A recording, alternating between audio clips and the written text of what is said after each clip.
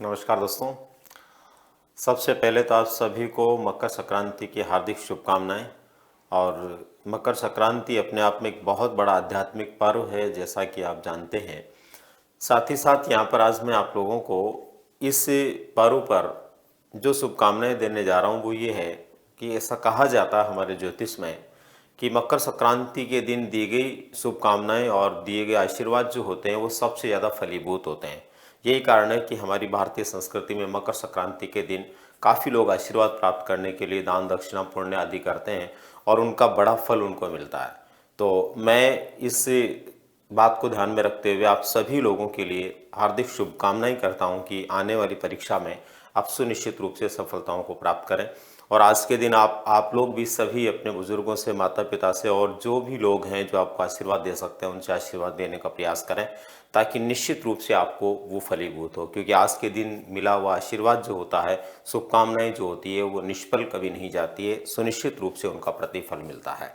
तो एक बार फिर से आप सभी लोगों को हार्दिक शुभकामनाएं।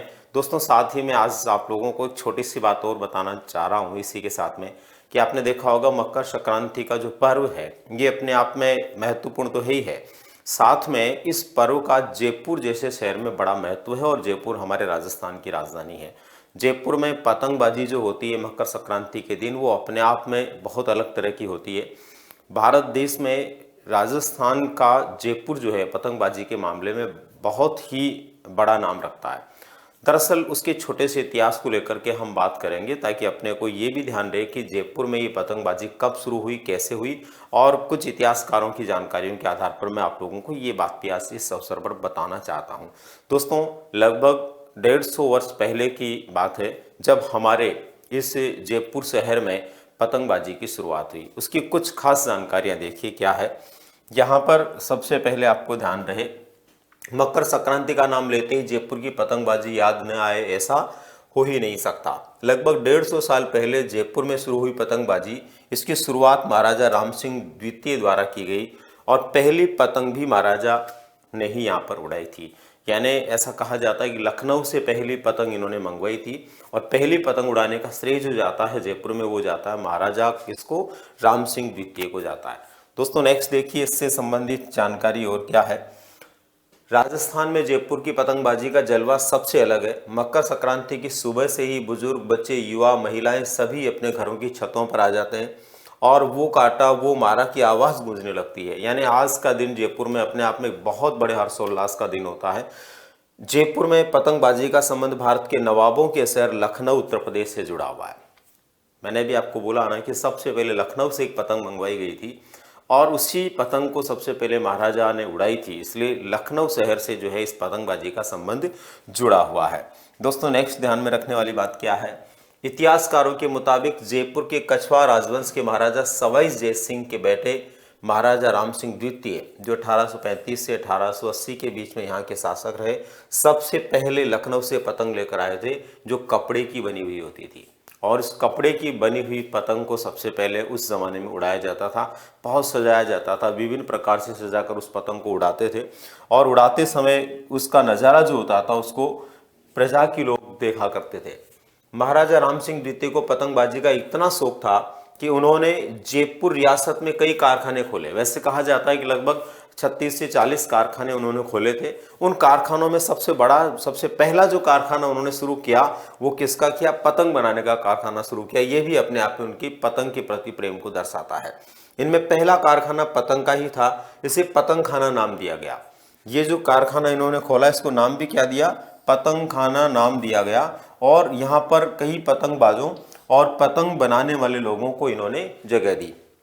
तभी से जयपुर में कई मोहल्लों में पतंग बनाने का काम शुरू हो गया और आज भी पतंग बनाने का काम जयपुर में बहुत बड़े स्तर पर होता है।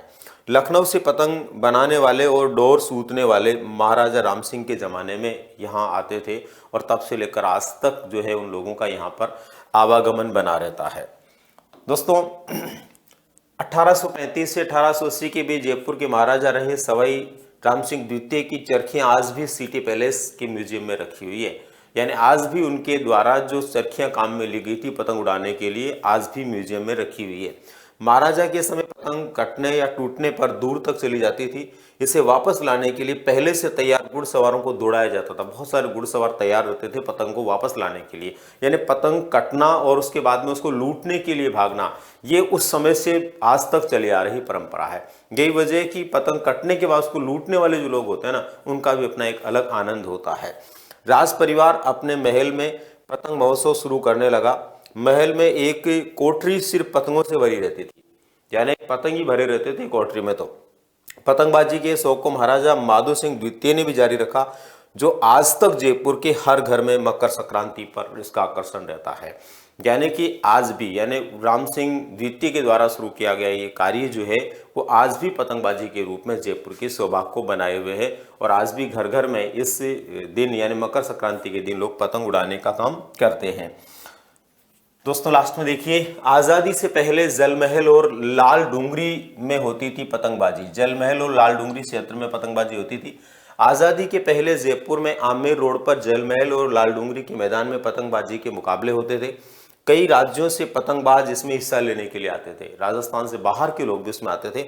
जयपुर के प्रसिद्ध पतंगबाज मजीद खान, कन्हैयालाल सहित कई लोगों ने इस दंगल में अहम भूमिका निभाई। पतंगबाज शौकत हुसैन पतंगबाजी के निर्णायक होने की भूमिका अदा किया करते थे।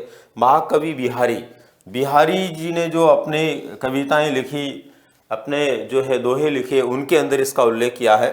और सवाई जयसिंह के कवि बकत राम ने भी जो है अपनी रचनाओं के अंदर पतंग उड़ाने के वर्णन को लिखा है। इसका मतलब ये हुआ दोस्तों कि मकर संक्रांति के पर्व के उल्लास के साथ साथ ही जयपुर की पतंगबाजी का भी अपना विशेष महत्व है। और सुनिश्चित रूप से आज के इस छोटे से वीडियो के अंदर आप लोगों ने न सिर्फ जो है मकर संक्रांति के महत्व को समझने का प्रयास किया होगा, साथ ही साथ आपको ये भी पता लगा होगा कि आखिर जयपुर की पतंगबाजी कब से है और क्यों चर्चित है। तो दोस्तों आपको भी, अगर आप जयपुर में रहते हैं तो जयपुर में रह करके इसका आनंद लेना चाहिए, और जयपुर से बाहर भी आप रहते हैं तो निश्चित रूप से कभी न कभी इस अवसर पर जयपुर की पतंगबाजी का आनंद लेना बहुत ही आप लोगों के लिए उल्लास का विषय होगा। मिलते हैं दोस्तों फिर कभी किसी नई जानकारी के साथ में। धन्यवाद।